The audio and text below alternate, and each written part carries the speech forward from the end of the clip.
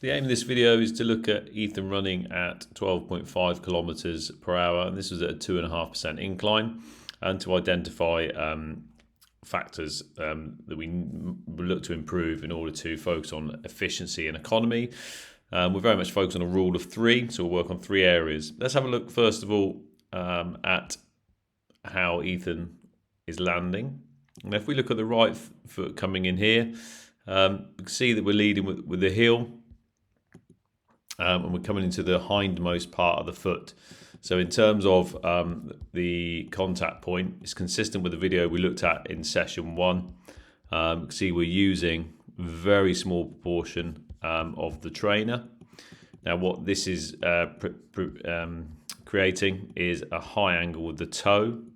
And there you can see the distance then from the toe at the highest point is quite a gap between that and the floor. Now, in terms of Footstrike, there is no right or wrong way in order to contact the ground. We have three methods. We have heel to toe, where we've got 2 points of contact. We have midfoot, where we land flatter, so we're getting heel toe landing simultaneously. And we have forefoot, which is using the front part of our foot with a low heel. And that is the quickest method because we've got 1 point in contact with the ground. The issue with a high toe incline like this is that when that foot comes down, I'll just show it now, it's coming down quite heavy and it's going to cause a slapping motion. And the issue is that what it does is it creates a lot of stress on the anterior tibialis, so the shin muscle all down here. And what that will contribute to is shin splints.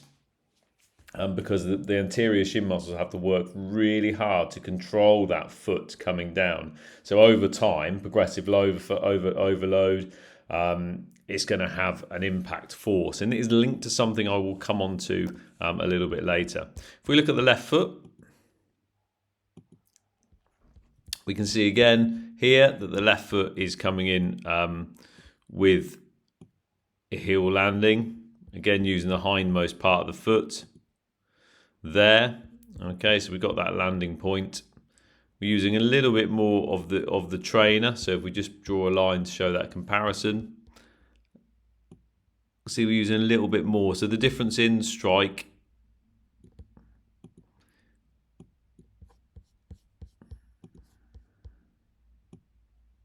it's just illustrated there. There's not much in it, but we're using a little bit more of the trainer. And what we therefore have is we've got now a lower toe. Having said that, there's still quite a drop where the shin muscles have to control, but not as much as on the right side. And we can see that drop there. So I can just compare that for you in a moment. Okay, so we've got that line there. What we will aim to do is we'll aim to encourage Ethan to run, as we have done in session 2, to run forefoot, having a low heel. So that's where Ethan is landing, or how Ethan's landing. Let's have a look at where Ethan's landing in relation to his centre of gravity. So when Ethan's coming in, we've got that heel, that really hindmost part. What he's doing is he's in striving to go faster. He's taking a big step. Now I'm going to cover two aspects here. First is the overstride, then I'm going to move on to heel cycle. So first that overstride. We can see here that we're leading very much with a straighter, long lever. And the overstride is measured by the gap between the legs, so between those knees. Ideally, when we're running, we want next to no gap when those knees cross. So that overstride is happening on that right side. What an overstride means is that we're spending longer on the ground than the individual would want to. So when we're running, we're either in flight mode, when both feet are in the air, stance mode, when we're loading one leg. And we don't get injured in the air, we're going to get injured on the ground. So Overstride means we're going to spend longer on the floor, and so our foot is going to sink in. And we can see this by two methods. Firstly, we get a compensation with the upper body, and that compensation occurs with that flexing from the trunk. So you can see it from that line where we've got the centre line going through the body, the head and the shoulders is far forward. Now what that does is, if I just do another line through the centre here, not going line crazy, but it does show the angle of the hips. What this does is this will then put pressure on the lower back extensors, and will also switch off the glutes and the hamstrings, which are our power muscles, which we're looking to use to propel us forwards. So that's the overstride we have on there. The second thing I was going to focus on is the heel cycle. So when our foot is making contact, we have one foot which is in the air, and this one is the cycling up foot. So it's like riding a bike. One foot pushes down, the other comes up in the air. So what we have here is we've got the knee crease, and we can see that the heel, very good position from the side, toe to the ground, heel to the sky, is below the knee crease. What I want to happen is we want the heel to come up to glute. First of all, we want to go up to hamstring, glute level. All right. The reason being, by coming over the knee crease here, so coming up to here and that position, we're going to activate the glutes and the hamstrings. If I just remove these lines, and we'll have a look at the left foot as we come in.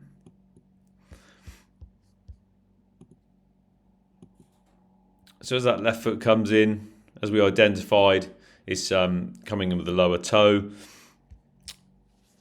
Let's first of all look at where we're landing. Now, an overstride is evident here, and again we can see that body position is coming further forward, chest falling forwards, and that flexing from the trunk is to compensate for balance issues, and that's a key one to think about over time.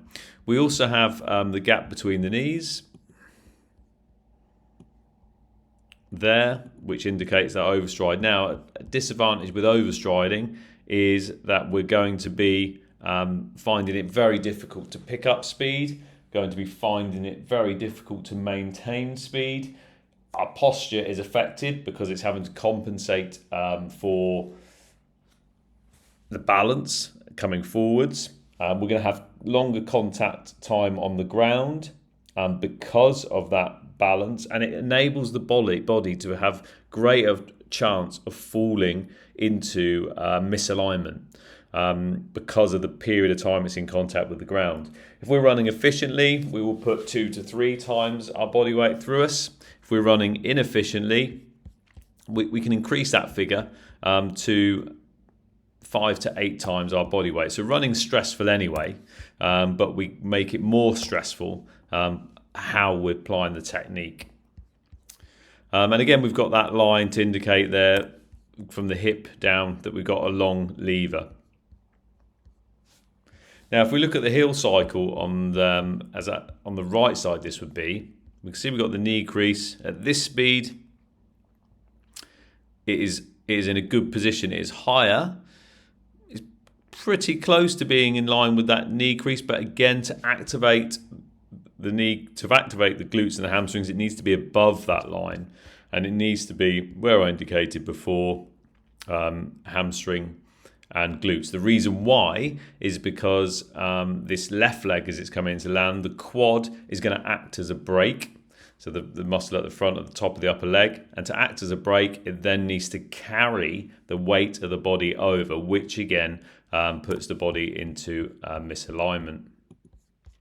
So there's 2 areas that we will work on, I identified in this first section, and that is reducing the overstride, so looking at where the foot lands, and increasing the heel cycle. So if we have a look at Ethan running here, we can see, and I might need to play around with this, but we're going to be following an egg.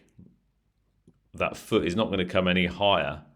We'll try it there. It's not going to come any higher than that. So if I slow it down, you can see that it stays low and it soon comes in contact with the ground. And that's inefficient because we're using a long lever to land, and we're going to get a momentarily pause as we contact that ground.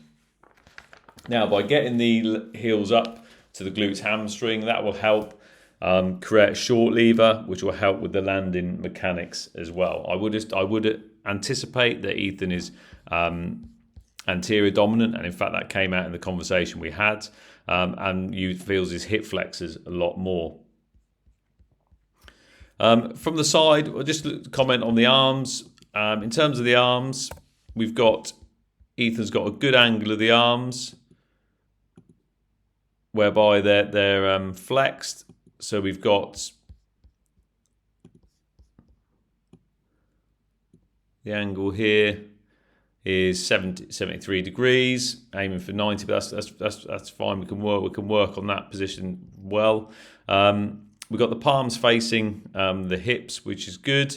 And interestingly, we've got a comparison. We've got a clenched fist on the right and an open hand on the left. So as we've already started to do, we look at that light fist, and having that wrist facing the hips improves the shoulder posture. In terms of the arm movement, most of the movement is coming from the upper body, so the twisting in the back. You can just see that, where we can now see in 3 dots visible on the back, and the arm isn't coming any higher. In fact, it's staying constantly around chest level. So it's more like a flopping from the elbow. It looks like the arm's coming back, but it's more coming across and in front. And we'll work on correcting that during the sessions. That concludes the video from the side at 12.5 kilometers and 2.5% incline. You will find a written transcript of this in the comments section or description box on this YouTube video.